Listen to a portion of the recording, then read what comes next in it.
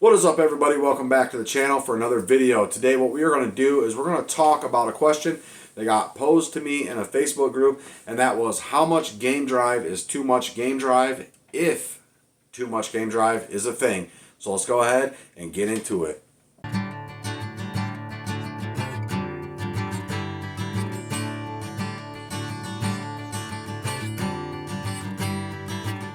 As you guys can see, I got some new digs going on. This is going to be the new studio setup. I think I really like this setup. It let me use the big deals, got my collars and some of this stuff hanging, and I think I'm going to set it up like this from now on. Let me know what you think down there in the comments. And first things first, before we do anything, I want to just give a huge special thank you to Mike Humphreys, man. You are so awesome. Mike actually went and he shared my videos and he got my subs up over 1,000, man. So I've been waiting for that for so long. We finally did it, and we are monetized on the channel now. So shout out and thank you to each and every one of you guys. I'm going to get a big shout out video put together, and we're going to get some shout outs wrote out for you guys. But let's go ahead and jump into the video. How much game drive is too much game drive, if that is a thing? Okay, so I will say this. In reality, there is a limit, but it is not the limit on the game drive. Okay, so it's going to be your dog's mental capacity, or how much thinking that your dog can actually accomplish, right? Because what can happen here is we can have unlimited amounts of game drive. There's nothing wrong with that, but we have to have the mental capacity to keep up with our game drive, because we don't want a dog to have game drive way up here and have its mental capacity way down here, because then we run into all sorts of problems. Your dog will run goofy all the time. It's running track everywhere. It's constantly treeing on every little thing. It's slick treeing. It's draining holes. It's chewing bark off trees. It's chasing trash. Every single thing that it comes across is bumping trash, bumping trash, bumping trash. It has all the game drive in the world and none of the brains to keep it in check. So that is a huge issue, and you can see it so often, right? So you see it so often in a lot of these dogs that have been worked on a cage too much, because you work a dog on a cage and it builds that drive for the dog and it builds its want to for the coon, but it kind of just burns its brains out on the cage. And having the coon right there in its face, that once that's out of there, it still has that crazy drive for a coon, but it has no idea what to do with it, right? So we just have a crazed maniac out there in the woods doing this, doing that, doing this, doing that, a super erratic kind of dog. And this can happen pretty easily, especially when we're gassing our dogs up. So if we're hyping our dogs up to get there, if we're hyping our dogs up to get them motor roaring, and we're not, on the other hand of that, doing this training that is needed to keep them up on a mental status that is able to keep up with the game drive. And when we have that happen, it sets us back so far, and it is kind of hard to readjust that teeter-totter there, right? So we have to balance the scales, and when we get out of balance, that causes a severe issue in our dog.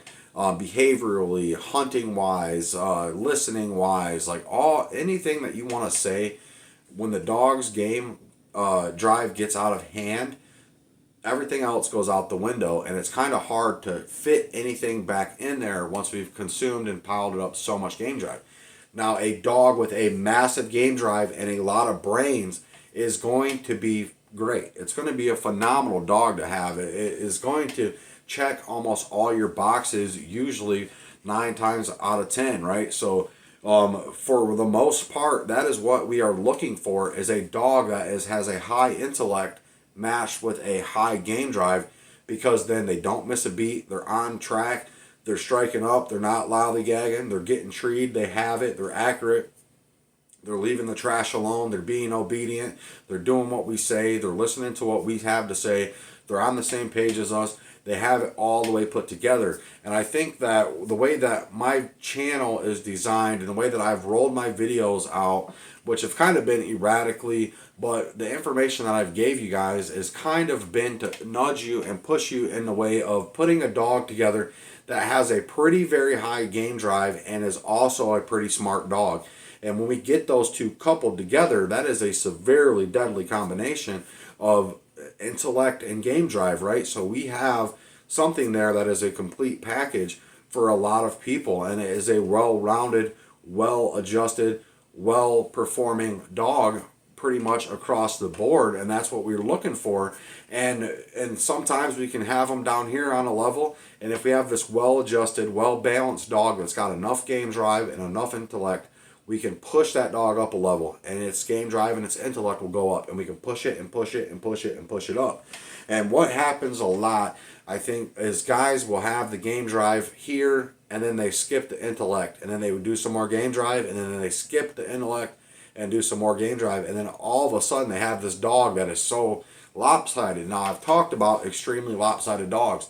Some lopsided trained dogs, or some lopsided dogs, actually are very extremely good, right? So we can have them lopsided in a good way, but we can also have them lopsided in a way that it creates nothing but issues for us. And sometimes what we need to do is we need to take a step back from ourselves, take a step back from our dog, and we need to take an outside look and analyze the big picture of what we've done over the whole entire course of this dog's training, and what pedal have we pressed the gas on for this dog so much to cause it to be lopsided, and how can we press the gas pedal on the other side of things and get it to be balanced off and get it to be equaled out, right? So is there such thing as too much game drive? Only if the dog's intellect does not match the dog's game drive, right? And we can have a little bit of a lopsidedness there. We can have a little bit more game drive than the intellect, but there's a fine line.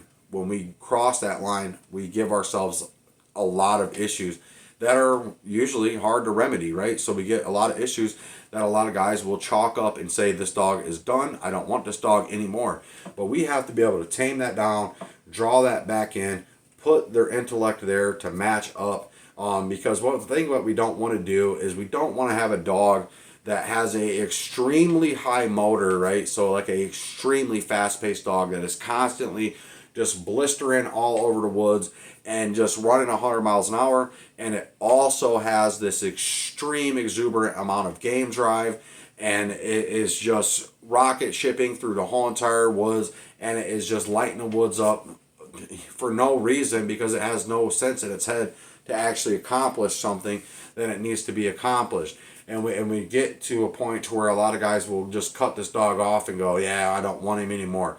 But if we understand that a dog has a severely high game drive, and to the point to where it will get it done sometimes, but a lot of times that it's failing a lot, we need to give that dog time for it intellectually to process up to its game drive.